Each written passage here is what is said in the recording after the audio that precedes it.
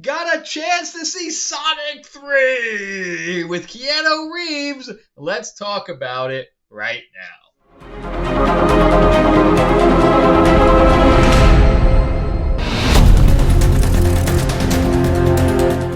Welcome back to the channel, everyone. Thank you so much for spending time with me as we rant about movies, comic books, and television shows, as well as the occasional board game. I am your host, Frank Zanko, an award-winning screenwriter, novelist, and comic book writer, as well as a filmmaker. And yeah, let's jump right into talking about Sonic 3. I have seen the other two films, but this is the first one I saw in the theater. It really didn't interest me with the other films. It wasn't something I was jumping into going to see. And I enjoyed the ones that I saw online more than I thought I would enjoy them. So when everybody said that this was like the best of the bunch, I was like, because I was going to go see Homestead, which was the Angel Studios one. And I said, you know what? Screw it. I'll go hang out with the kids. And I got to say that it was Friday night, and the theater was full. It was a full theater at 5:30 on a Friday. That goes to show you that everybody's turning out for this.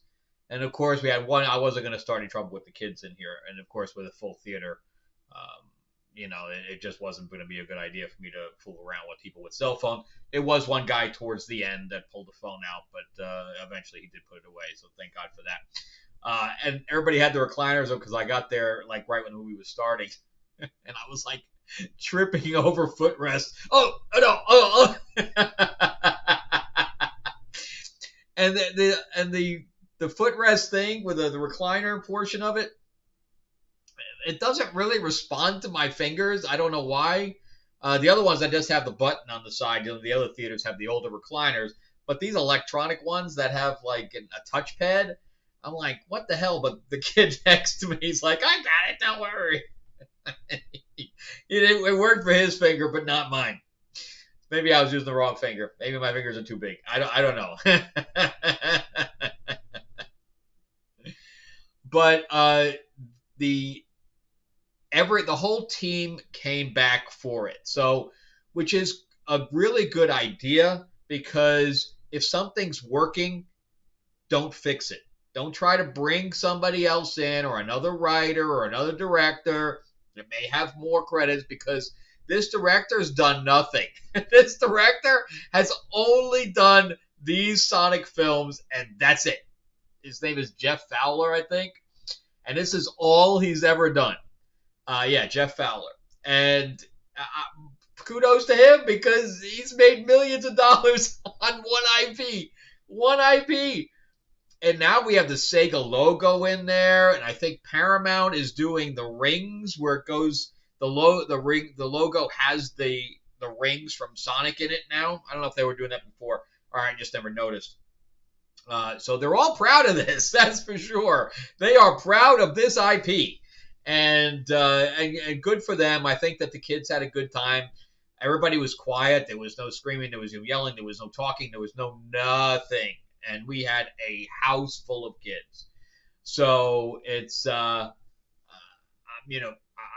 great for them, as I think this is another huge amount of money that this film's going to be grossing. I don't know what the other ones have grossed. All right, so let's talk about the actual production budget and what the other films have grossed, and we'll kind of make a projection about what this is going to do.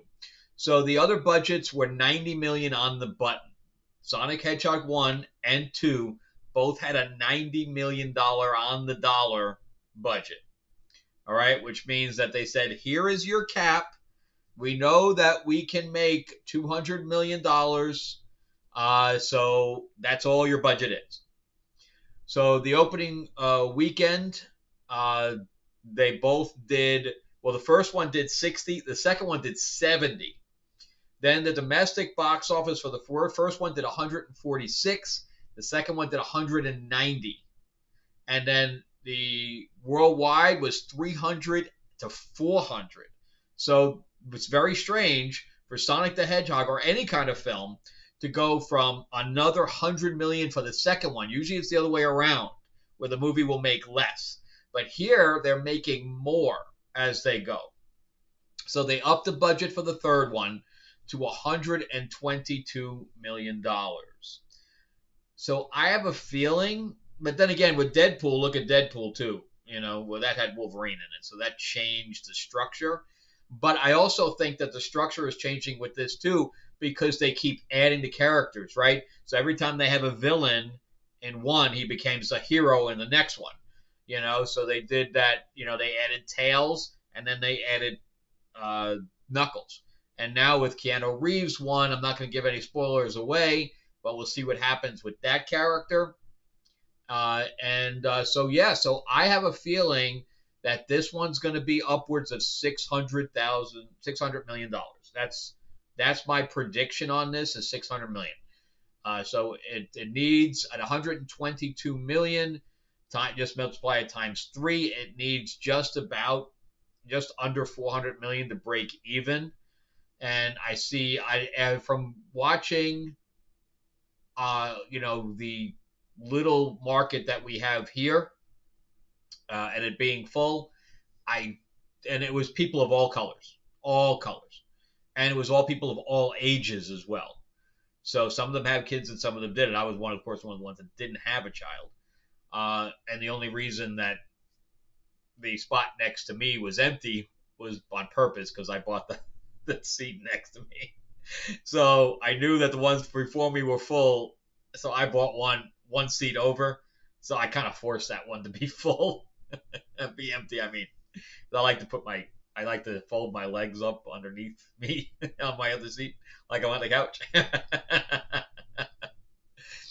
So anyway, so I think that this is going to be upwards of 600 million. I don't think they're going to have a problem beating that 400 million easy. So this is going to be at least a 200 million net as far as I'm concerned. If I'm wrong, I'm wrong, but I don't think I'm wrong. But yeah, so the writers all came back. These guys also did Violent Night. I think they added I think they have 3. I don't know if they were 3 all the way through. But Pat Casey, Josh Miller look like they go together because they're the ones that also did Violent Night. But then John Whittington, he also did some of the Lego movies. So I thought that this one was pretty good. Again, there was very little plot. It is about family. And then, of course, you have Marston come back with Tika Sumpter. She came back so the 2 humans came back. I think she's pretty good looking anyway. And we also had Kristen Ritter from Jessica Jones come into this. She has a very small role. She probably did it because she was going to be acting against Jim Carrey, and a lot of actors have want to work with certain people. So I'm sure she took this role because she's working with Jim Carrey. Otherwise, she had a very, very tiny role. But it was good to see her, back on the screen because I haven't seen her at all. I don't know what she's been doing since Jessica Jones. Then, of course, we have all of the actors come back. Ben Schwartz is, of course, without him playing that voice, you lose a lot if he's not there. Of course, we add Keanu Reeves to this, and Idris Elba comes back as well. As Knuckles. He does a really good job as Knuckles. I can't imagine somebody else in that role.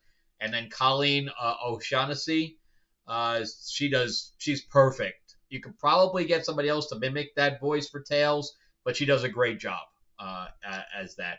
And then, of course, we can't do any wrong with Jim Carrey. I mean, he steals the show.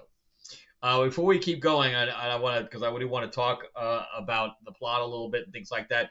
Before we jump in, remember too that I am a comic book writer, and Lords of LA. I finally got all of my covers in now, and this is the Vampire Mob in the 50s comic that I have created, and it's doing very, very well. I'm selling out in the little consignment stores I put in. And because the interior art's very good, and of course we have plenty of blood, sex, and violence in it. It is more adult, so that's issue 1. And then these are all the covers for issue 2 I have. That is the Katana cover. That is the Helene cover. This is the Samurai cover. This is the Maryland cover with the Nosferatu. You can see the very famous Nosferatu shadow there. And then this is the Werepanther one with Helene in the front, and this one also comes as a nude. So yeah, if you want one, let me know. Just put a comment in the section below, or you can just email me, whatever, and we'll figure it out. All right. Plus, we have the 50th anniversary of Green Hornet. And this is going to be written by Timothy Zahn, who created Thrawn for Star Wars. Kevin J. Anderson, who does Dune, and he does some Star Wars stuff as well. Brandon Easton, who does Transformer stuff. He's done Transformer comics in the past. He also wrote for Marvel for Agent Carter with cover art by Matt Wagner, who did Batman and Grendel. It's going to be, we have like, I think 10 to 15, maybe a dozen writers on this that all have really, Bill Willingham's on it. There's just a bunch of names. Anyway, go to greenhornetnoir.com and get signed up. It's one click, get notified about when we launch the Kickstarter in January. You don't want to miss it. Or there's also a link in the description below. Anyway, definitely check that out. It's going to be awesome. All right, so let's jump back into the movie section here. So the storyline is that now we've created a trio family with James Marsden and oh god, I forgot her name already. Tika, which is playing Maddie. So Maddie and Tom, which is funny because they also make fun of Tom Cruise in here as well. And a lot of the little jokes in here are going to go over kids' heads, especially stuff that Jim Carrey throws in. But, you know, it wasn't lost on the adults. I found myself laughing where the kids were like, what? Agent Stone, Lee Majab, I don't know how to say his name. Majaubed. I don't know how to say his name, but I thought he was really good in it this time. But we really had a little bit of an arc with him, which we didn't normally have. So I found that really interesting. But the action scenes are very good, and even the villain has his own arc. You knew where it was going to go just because it was a Sonic movie, where Sonic, ends up taking his enemy and making that enemy a friend. I mean, that's how this all goes. So that I expected, but not really what happened at the very end. But also, Jim Carrey breaks the fourth wall because he's also playing his own grandfather. So we get to see, which I'm sure you saw in the trailer. He actually breaks the fourth wall, and he's like, it's also because the same actor is playing two different roles, and they look at the screen. It's pretty funny. But the dance section with the lasers, when you see, you know exactly what I'm talking about. That was my favorite part of the entire film. That is a standout scene of this movie. Jim Carrey did an amazing job in here. His voice, even changed his voice for the grandfather. It really, and then he had to fight himself. It was crazy. So there was a lot of really good stuff in here. I thought that the heart and actually the message of the film, I thought they did a really good job giving a message to children, which is missing nowadays, because Mufasa is going to be in big trouble with this competition. First of all, nobody even wants to see Mufasa because nobody wants to see that 3D animation on the lions. Nobody cares about it. And because the word of mouth has been so good for Sonic, and the word of mouth for Mufasa is so bad, it's going to die a very quick death, and Sonic's just going to run over it. So but again, we got some really good stuff in there. I highly recommend the film, especially if you have children. If you're a fan of Sonic, then you're going to want to stay for both of the post-credit scenes in here. There are 2 post-credit scenes. Both are actually pretty important, but I'm not really familiar with the lore of Sonic. But when the reveal of whatever the new character is in that post-credit scene, everybody cheered. So it's obviously somebody that's a fan fave, and there's also villains in it as well. So they cheered for both. They're like, "Oh, that's so cool! We're finally getting something in there that they were waiting for." I don't know, but it's lost on me. But everybody seemed to be really happy with. But don't miss out. Don't leave the theater until the credits are completely done. Okay. But I thoroughly enjoyed it. I thought the writing on it was very good. It doesn't really have this big plot. It's the same plot over again, pretty much. You have Robotnik, who I guess we thought was dead, and he returns. He's not a villain for the entire thing, which is also in the trailer. But Shadow, and then again, Shadow has his own little arc and stuff like that. But there's no real plot. It's just the same.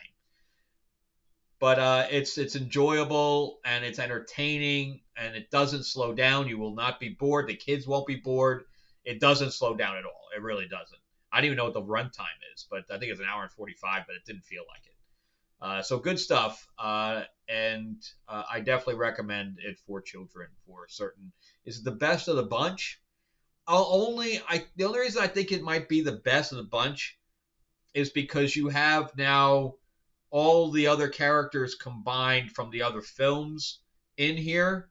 So you have more of a team situation and not just him by himself. So that's what I like about it, is it's more of a team. And Keanu Reeves does a good job. Of course, I can see Keanu Reeves' face when he's speaking. He's just playing himself. Anyway, that's it for me. Thank you guys so much for watching. I greatly appreciate it.